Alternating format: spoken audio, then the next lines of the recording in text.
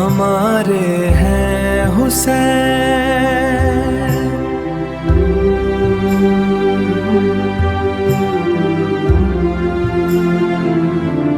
हमारे हैं हुसैन। अल्हम्दुलिल्लाहि रब्बिल आलमीन वस्सलातु वस्सलामु अला सय्यिदिल अंबिया वल मुरसलीन। नाज़रीन किराम, अस्सलामु अलैकुम वरहमतुल्लाहि वबरकातुहू। मैं हूँ आपका मेज़बान हाफिज़ तैयब रज़वी और आप देख रहे हैं हमारा बहुत ही प्यारा माही मुहर्रमुल हराम का किड्स प्रोग्राम।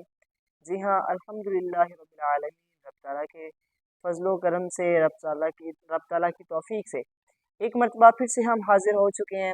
और सबसे पहले उस रब का बेहद व बेशुमार शुक्र अदा करते हैं कि जिसने हमें अपने प्यारे महबूब सल्लल्लाहु अलैहि वसल्लम की उम्मत में से पैदा फरमाया और प्यारे आका सल्लल्लाहु अलैहि वसल्लम की नज़र ख़ास से गौस व रज़ा का दामन हमारे हाथों में आया। नाज़रीन किराम, वैसे तो अगर एक देखा जाए, अगर सीखा जाए तो करबला हमें बहुत से सबक देता है। हमें करबला, वाक़ई करबला से बहुत कुछ सीखने को मिलता है। मैं हाईलाइट करता चलूँ, जिनमें से एक तो ये भी है कि इस्लाम तलवार का हुक्म भी देता है, सिर्फ अमन का हुक्म नहीं देता।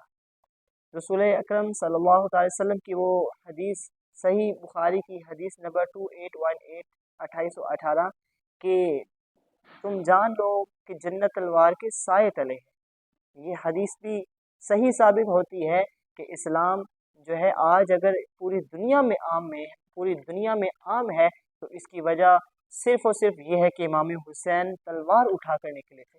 अगर उस दिन तलवार जुल्म के ख़िलाफ़ इमाम अली मुकाम ना उठाते तो शायद आज हम यूँ सरे आम नमाज़ें ना पढ़ रहे होते। तो हमें ये दर्स मिला वाक़या करबला से कि इस्लाम सिर्फ अमन का नहीं बल्कि तलवार का भी हुक्म देता है वक्त आने पर, कि जब वक्त आन पड़े, जालिम हुक्मरान मुसल्लत कर दिए जाएं, तो इस्लाम हुक्म देता है कि अब तुम जुल्म के ख़िलाफ़ डट जाओ, जुल्म के ख़िलाफ़ खड़े हो जाओ। तो इसके अलावा और भी बहुत से, अगर हम उन पे बात करें, वाक़या करबला से जितने भी हमें सबक मिलते हैं, अगर उन पे एक एक पे बात की जाए तो ये मुकम्मल मौजू हैं, जिनमें सब्र भी है, जिनमें हक़ पे कायम रहना, जिनमें जुल्म के ख़िलाफ़ डट जाना, इस्लाम के लिए तलवार उठाना और इस्लाम की खातिर तलवार उठाने को, हज को तर्क कर देना। बहुत से मौज़ूआत हैं जो कि हमें करबला से सीखने को मिलते हैं। और अगर हर किसी पे बात की जाए तो यकीनन फिर वक़्त अपनी जो है तंदुरुस्ती का एहसास दिलाता है कि भाई वैसे तो बहुत ज़्यादा हम अगर सीखते जाएँ तो ये ख़त्म होने का नाम नहीं लेता, लेकिन हमने अपने फॉर्मेट को देखना है, अपने वक्त को देखना है। कतरा कतरा करके दरिया बनता है ना, तो हम हर रोज़ अपने टाइम के अंदर जो कुछ हो सके ये हक़ का पैगाम यहाँ से जारी किया जाता है। और रब ताला की दुआ बारगाह में दुआ करते हैं कि रब ताला हमें इसमें इखलास अता फरमा दे। तो आइए बच्चों की तरफ बढ़ते हैं और सवालों जवाब का सिलसिला शुरू करते हैं और देखते हैं कि आज जो है बच्चों की सवालों की तैयारी कैसी है, वो क्या याद करके आए हैं। तो अस्सलामु अलैकुम वरहमतुल्लाहि वबरकातुहू। माइक ऑन है ना? ऑन कर लो, हाँ ऑन कर लो, मतीन ऑन करो माइक। तो बच्चों, आप सबकी तैयारी कैसी है आज की? अच्छी तैयारी है। चलिए, मैं पहला सवाल कर रहा हूँ। पहला सवाल मेरा जो है वो आप लोगों से ये है कि मुहर्रम में कौन सा रोज़ा अफजल है? जी मतीन, आप बताएं। यौम आशूरा। यौम आशूरा का रोज़ा सबसे अफजल है। भाई आपका जवाब दुरुस्त है। यौम आशूरा से मुराद 10 मुहर्रमुल हराम। अच्छा, आशूरा के साथ कौन सा रोज़ा रखना अफजल है? आशूरा के साथ और कौन सा? जी आप करीम बताएं।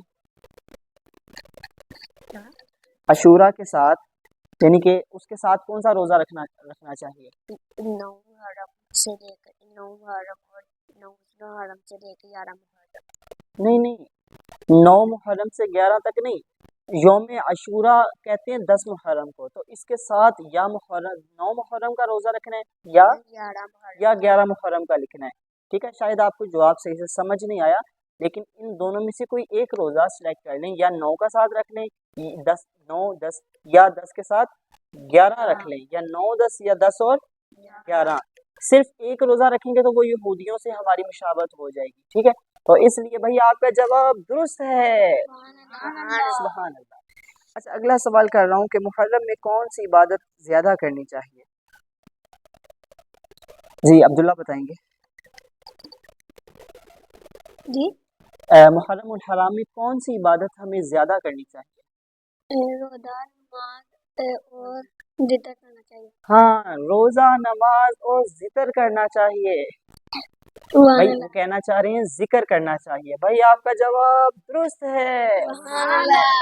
اچھا صرف محرم میں ہی نماز نہیں، صرف ویسے تو اس سوال کا مطلب یہ تھا کہ محرم میں کوئی نماز چھوڑنی نہیں چاہیے، کیونکہ اس محرم کے مہینے میں ہمیں خاص نماز کا حکم ملا کہ امام عالی مقام نے تلواروں کے سائے تلواروں کے سائے تلے بھی نماز کو نہیں چھوڑا، اور ہم اتنے آرام دہ ماحول میں نماز کو چھوڑ دیں تو باقی پورا سال بھی پڑھنی چاہیے، لیکن خاص کر ماہ محرم الحرام میں نمازوں کا خیال رکھنا چاہیے۔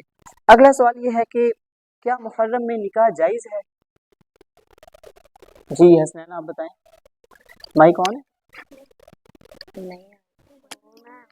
کون ہے؟ ٹھیک ہے ٹھیک ہے۔ جی کیا سوال؟ محرم میں نکاح جائز ہے، شادی کی جا سکتی ہے؟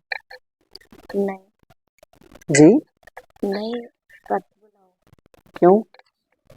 کوئی فتوا دیں اس کو۔ محرم میں نکاح جائز ہے؟ جی آپ بتائیں عبداللہ۔ جی ہاں جی ہاں نکاح جائز ہے، بھائی آپ کا جواب درست ہے، سبحان اللہ۔ سبحان اللہ سبحان اللہ۔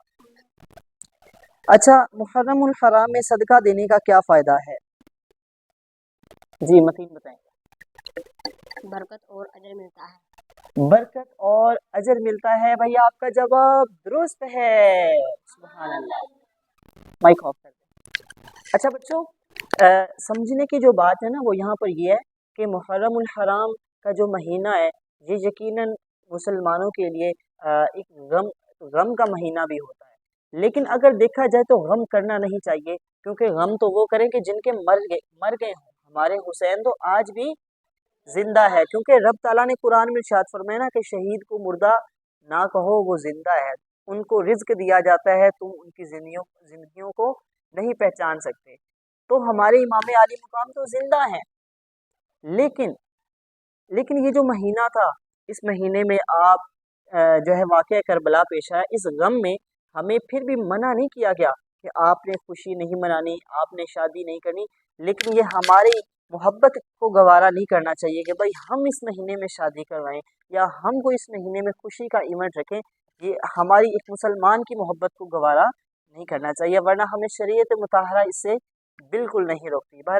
بچوں آپ سب کا بہت شکریہ، ناظرین کرام آپ کا بھی بہت شکریہ، اور ابھی ہمارے پروگرام کا ٹائم کمپلیٹ ہوا، ہمیں دیجیے اجازت، انشاءاللہ بہت جلد ملیں گے ایک نئے پروگرام کے ساتھ، اپنا بہت سا خیال رکھیے گا۔ السلام علیکم ورحمۃ اللہ وبرکاتہ۔